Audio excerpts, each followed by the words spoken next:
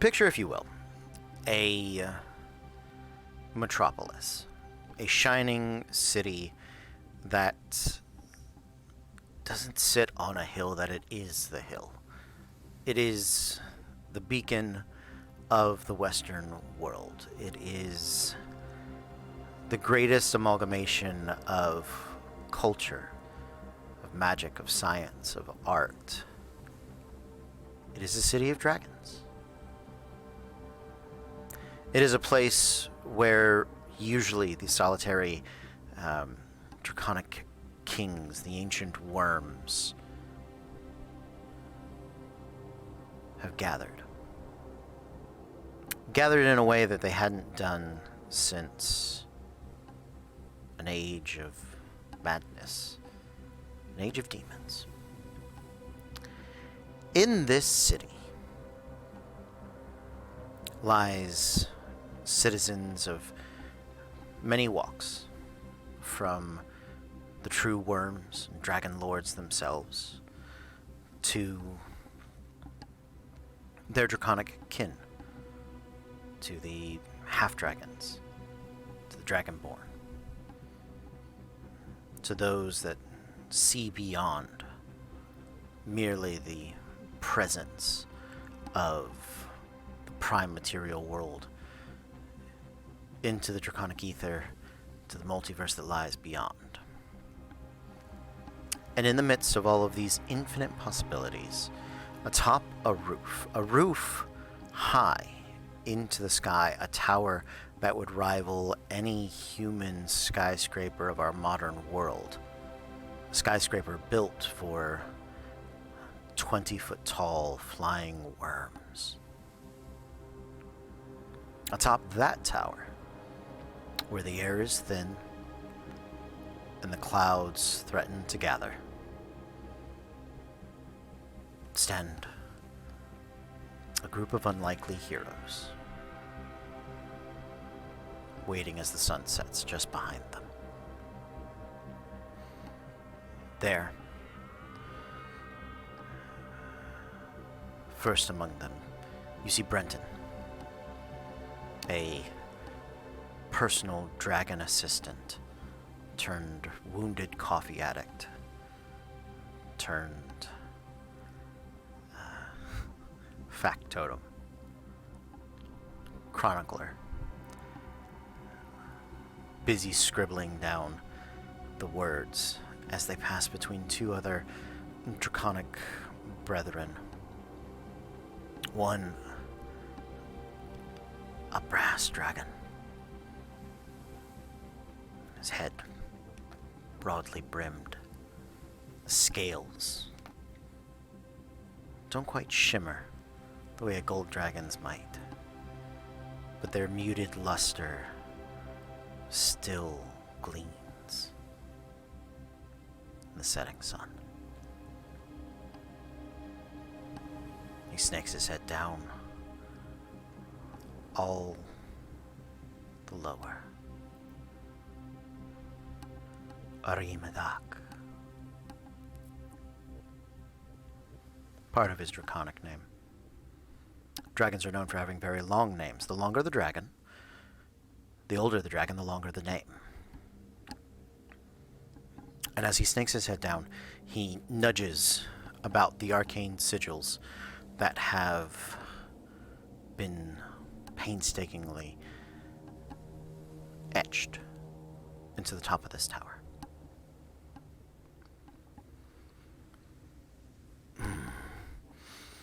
What was that name that you had said? Some dragon name, was it? La. And he looks to his even smaller compatriot, a kobold. Deep red scales, more rouge than crimson, whose Fu Manchu has been shaved tight and yet threatens to stubble its way back out. Ancient by kobold terms and old by many others. replies. Larashin! Right. And where did you say you had found this? Ah, it was a long time ago. But that's where our adventures began. Back then they weren't called archivists. They were just people. And they were dumb. But I was with them. I, Screebers, undeclared of the Magnus Exploratorium. Too young to be settled down. We had gone to a place of mesas. It's like a desert with a bunch of rocks. And then they figured out, oh, it's not just rocks. Like those are buildings. I was like, duh. So, we went inside the one at the middle of all the stuff. And that was La Rochen's tower. A singular talent of his generation. I like that name. I feel I shall have to steal it someday. I mean, if you want. Everybody else makes fun of it, but okay. You do you. Anyway, on the way there, they ran into a spelljack. I don't understand. What do you mean a spelljack? Well, you see, on the other side of the mountains, they have these people. They call them avatars. Players of the great game, they say. They're the ones that kick the dragons out of the area. Really? We were always taught that it was some dragon exodus to preserve the safety of our bloodlines. Yeah, I mean, 6 of one, half dozen of the other. But, the spelljack, they all have a "the" in the title. It's really kind of weird, but it works out. Anyway, so that's when we met the spelljack, and that's when we found out dragons aren't around, but they didn't figure it out yet. So we went back to school, and then we raised a bunch of money. And then this one guy, Wyatt, was like, we gotta go to the forge! And we were like, all right, what's at the forge? It's like, well, that's where the arms of the fated come from. He said he didn't know that, but I did. But I didn't want to tell him. It's a ruin a surprise. So, we're like, yeah, that seems like a good idea. We'll go if you pay us. And they were like, all right, that's reasonable. But if any of us die, you don't get paid as much. And we were like, well, yeah, that's reasonable too. So, we found out one of the professors wanted to bring dragons back to the east and make them players in the great game, an adamantine scale. This actually was supposed to be like a really big overarching idea, but people just kind of ignored it and things kept happening. So, we left school. We headed out west. We went to 4 Point Farms. And at the 4 Point Farms, they were getting attacked. You know what a Kruthnik is? I'm pretty sure that's some sort of soul-devouring vampire killer of Croatian mythology. You're right! That's because you put the N in the word. It's actually Kruthik. So, those are interdimensional ants. Interdimensional, you say? Yep, crossing planes. Anyway, there was this laboratory of biomancers underneath 4 Point Farms. That's why the farms were so good. They were so good because all the biomancer runoff was super fertilizer. But it also attracted Kruthiks. They smell like vinegar. That's their blood. It's weird. Anyway, we found somebody that used to run Biomancer Land, and we reinstalled him, and it was okay. So we kept going this way, west. And then we had this whole thing about trying to get Olarune's sword. I'm sorry, who is this Olarune you speak of? I haven't heard this name before. Yeah, he left, but I haven't gotten that far yet. You're skipping ahead. Stop it! I apologize. I'm just trying to make sense of what has clearly been a multi-year adventure. It has. Like a good 18 months, in fact. In-world. Longer out. But that's okay. We don't need to address that. Anyway, to get the sword, Dawnbringer, one of the arms of the Fated, we had to rob Velxer, who is this, beholder who dreamt an entire mountain into the world. And he just wanted a family. He just wanted to dream of a beholder family. Except, beholders don't really get along, so I guess he kept dreaming them up and then killing them. Which is something people don't really think about. Or he would, capture people and then make them into beholder, things. It's really kind of messed up. So you robbed him? Kinda. I mean, half of us did. The other half, beat him in poker. I'm sorry. Poker, you say? Yeah. It's a card game. Card game of chance. Oh. Like a specific type of poker? Yeah, strip poker. I'm sorry, the beholder was dressed. Yeah, he wore rings on his eye stalks, magic ones. That would have just killed people. It's actually really bad. It's rough. Anyway, we won. Treasure won. She got a key. We gave it to Affle the Awful, who's also player in the Great Game. And he's trying to, get a bunch of keys. Oh, what does he want the keys for? There's this place called the Abyss. There's another player that want to release. I don't know, it's really a lot. Oh, this is all a bit confusing. I know, but we're gonna get where you guys are at in just a minute. So we kept going west, we crossed over the mountains, and there, we were in the Axe-Lord's domain. We dug through there. We fought this, a Behir that eats dragon eggs. Fucking Behir. I know! Really messed up. Don't like it. Anyway, the dwarves live there. Oh, the Axe Lord's domain. Yeah. I think we may have exterminated them some years ago. Yeah. Well, you missed a few. Luckily, we were able to, put them back into power. Well, not the Axe Lord. Not the House of Shield either. This other guy called the Black King. Oh. The Black King, you say? Yeah. And he didn't devour your soul? No. Wait. Screebers checks for a moment. No, soul's still here. Soul's intact. A-okay. I fear our propaganda about the Black King may have been overstated. Yeah, probably. He did devour the soul of one of his, subjects. So, it's kind of a mixed bag. Anyway, we made a deal that we were going to fix his whole kingdom. So we started making alliances, and then we went to Cardian to find something to protect them from you guys.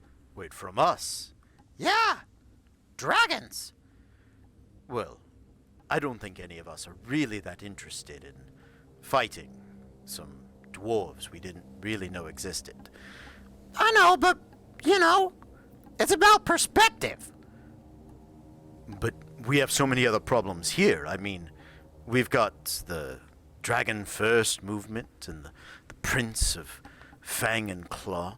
Yeah, but, when you're telling a story, you're always the main character. It's always centered on you. So you thought we were just going to attack? Yeah. At any minute? Yeah. But we didn't. No. So what happened next? Well, we started getting... You know what? I'm going to skip that part. You don't need to know that part. That's important for the audience. So we gathered some pieces for the staff of Gyron that protects the kingdom of the Black King from potential dragon assault. And then, in pursuit of another piece of the staff, we were directed to the city of Draconopolis. And that's where I got my food cart. And it is awesome. It's like a Mad Max metal style big rolling cart with a bunch of skewers of beef sticking out of it. I think I've seen this card. It's a good cart. Anyway, stuff happened. Namely, our heroes traveling to a sky giant's castle, now inhabited by a politically and financially powerful ancient worm who had been replaced by something far more nefarious. And rather than confront the party head on, it opted to destroy the castle, sending it plummeting down at Draconopolis below. In an effort to save them, dragons, small folk, all of these people gathered together, and our heroes were able to teleport a large portion of the castle into the elemental plane of air, where one of their members, Sirach, a Aarakocran, was reunited with his people. Unfortunately, Screebers can't tell any of that to his dragon friend because, kind of implicates them in destroying a large portion of the city. And he's smart, so he skips over it. And then the tower fell, and now I'm here with you. And your friends... Oh, right. They returned to the Black King, and they're getting ready to go into the Feywild. The near plane of wild magic and vibrant life. I don't know how to tell you this, but currently the Feywild is being devoured by something called the Choking Sands. Yeah, some people let it out of jail 80 or so years ago, and it's just slowly devouring that whole plane. But wouldn't that have dire circumstances for the state of magic, both in the prime material and near and far planes? Yeah! You think we should fix that? Nah, they got it! We got dragon shit to do here! Right. Well, I've scribed the last rune. Yeah, no, I did my stuff a long time ago. All right. Well, Benedict, are you ready? He turns his attention to a badger sitting in the center of the arcane circle, the runes etched across all of it, to which the badger nods. A few incanted words and a gleaming light of magical energy pours over the roof of this tower, just as the final ray of sun sets past the horizon. And on that ray, on that little bit of light, an awakening spark trips in the mind of the previously rather mundane badger, giant though he may be. And as the arcane lights of Draconopolis begin to illuminate down below, the confused Benedict shakes his head. Screebers? I think it is time we patrol this city, in case there are nefarious Dragon First types around. I promised Grizz I would look after you. I know! I'm glad you're here! I'm glad you're here too, Benedict. Who said that? I did. Marty. The little bunny rabbit that people forgot. I have plans for this city. I have plans for us all. You are very freaky for a rabbit. I am. When you're small, you must be intimidating in other ways. Do you think this was a good recap? I think we actually left out far too much. But for now, let us turn our attention back to the Black King and see what the members of the Archivists are doing at this moment.